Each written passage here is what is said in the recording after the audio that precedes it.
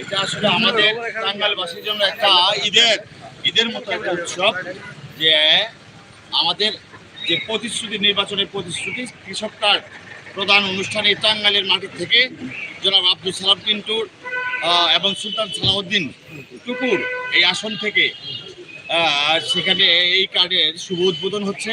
আমরা এই জন্য খুবই টাঙ্গাইলবাসী খুবই আনন্দিত এবং অনুপ্রাণিত। সে যেভাবে দেশের কাজ শুরু করেছে, এই ধারা অব্যাহত থাকলে আমি মনে করি আগামী 2 বছরের মধ্যে বাংলাদেশের চিত্র ইনশাল্লাহ পরিবর্তন হয়ে যাবে।